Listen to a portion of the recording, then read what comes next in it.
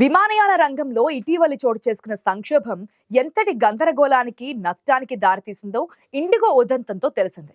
విమానయాన రంగంలో ఉన్న లూప్ హోల్ సమస్యలు అన్ని బట్టబయలయ్యాయి. ముఖ్యంగా పైలట్ల విషయంలో రెస్ట్ రూల్స్ అమల్లోకి రావడంతో పైలట్ల కొరత తలెత్తి విమాన సర్వీసులు ఆగిపోయాయి. చివరకు తాత్కాలికంగా ఆ రూల్స్ ని కేంద్రం వెనక్కి తీసుకోవడం చర్చనీయాంశంగా మారింది. అయితే ఇప్పుడు ఆ ఫోకస్ నెమ్మదిగా భారతీయ రైల్వే పైలట్ల వైపు మళ్లే అవకాశం కనిపిస్తోంది. దేశవ్యాప్తంగా రైళ్లను నడిపే లోకో పైలట్లు తమకు విశ్రాంతి అవసరమనే తమ డిమాండ్ ను ప్రభుత్వం ముందు పెడుతున్నారు.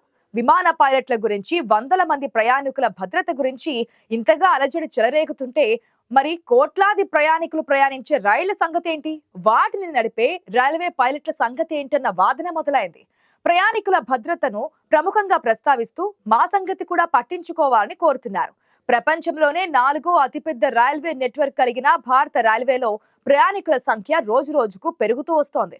వీటిని నిరాటంకంగా నడిపే లోకో పైలట్ల విశ్రాంతి సంగతి కూడా విమాన పైలట్ల మాదిరిగానే డిసైడ్ చేయాలని కోరుతున్నారు. ఎందుకంటే వీరు తమ డ్యూటీ తర్వాత డ్యూటీలోగా తీసుకునేది అతి కొద్ది విశ్రాంతి అవడం సమస్యగా మారిందిట. రైల్వేలు అత్యవసర సర్వీసులుగా వ్యవహరిస్తారు. ఇందులో ఎవరూ పెదవి విప్పి తమకు కావాల్సిందేంటో చెప్పలేరు.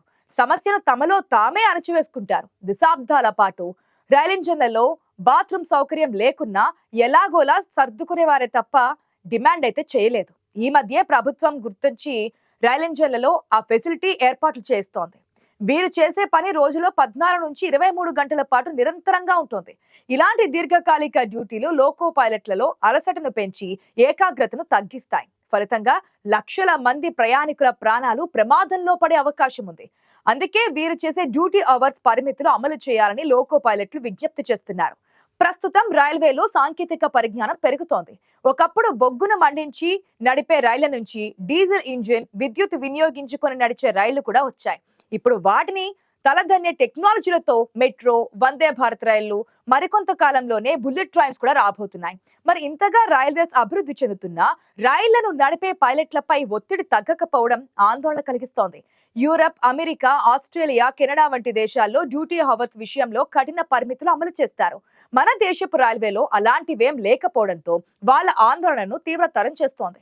ఒకవైపు భారతీయ రైల్వేస్ ప్రయాణికుల సంఖ్య పెరుగుతుండగా మరోవైపు లోకో పైలట్లకు సరైన విశ్రాంతి లేకపోవడం వల్ల మానవ తప్పిదాలు జరిగే అవకాశం లేకపోలేదని నిపుణులు హెచ్చరిస్తున్నారు. డిమాండ్లని కాదు గాని తమకు భద్రతాపరమైన నియమాలు, లోకో పైలట్లకు అలసటను తగ్గించే విధానాలు, నియమాలు అమలు చేయాలని వారు కోరుతున్నారు. రోస్టర్ షిప్లను శాస్త్రీయంగా, సమయపూర్వకంగా కేటాయించడంతో పాటు వీకెండ్, వారానికి కనీసం ఒకరోజు విశ్రాంతి తప్పనిసరిగా ఇవ్వాలని కోరుతున్నారు.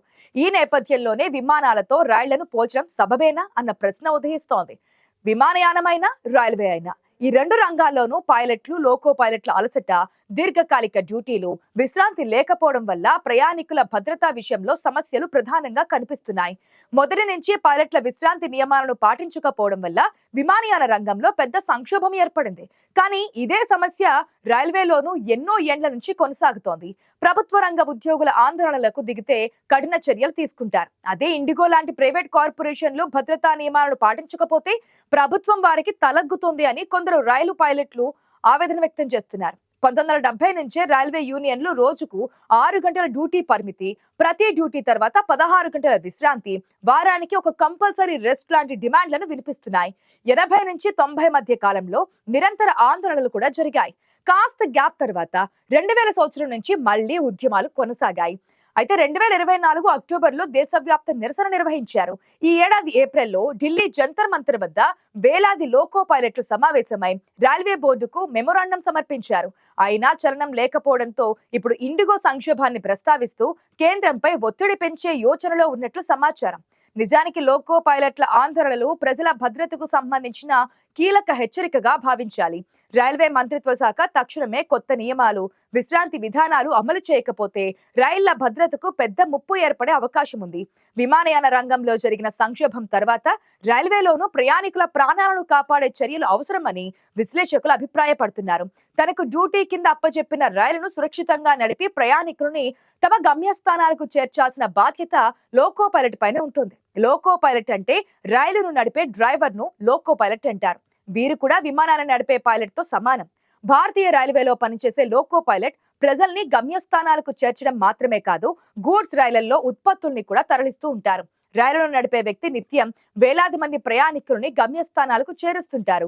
భారతీయ రైల్వే నడిపే ప్రతి రైలు ప్రతిరోజు 10,000 మందికి పైగా ప్రయాణికుల్ని గమ్యస్థానాలకు చేరుస్తుందని అంచనా. అంటే 10,000 మందికి పైగా ప్రయాణికుల్ని సురక్షితంగా వారి వారి గమ్యస్థానాలకు చేర్చాల్సిన బాధ్యత లోకో పైలట్ కు ఉంటుందన్నమాట. ఏ క్షణంలో కూడా తప్పు లేకుండా విధులు బాధ్యతలను నిర్వర్తించాల్సిన అవసరం ఉంటుంది. లోకో పైలట్ గా ఏ అభ్యర్థిని నేరుగా నియమించరు. భారతీయ రైల్వే ముందుగా అసిస్టెంట్ లోకో పైలట్లను నియమిస్తోంది. ఇందుకోసం ప్రవేశ పరీక్షను నిర్వహిస్తోంది.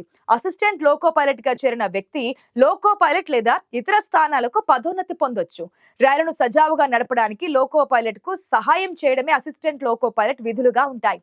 మెయిన్ పైలట్ మాత్రం లోకోమోటివ్ ఇంజిన్ ను సరిగ్గా నిర్వహించడం, రైలులో ఏమైనా మరమ్మతులు ఉంటే గుర్తించడం, వాటిని బాగు చేయించడం, సిగ్నల్ మార్పులను పర్యవేక్షించడం, రైల్వే అధికారులతో మాట్లాడుతూ ఉండడం చేస్తుంటారు.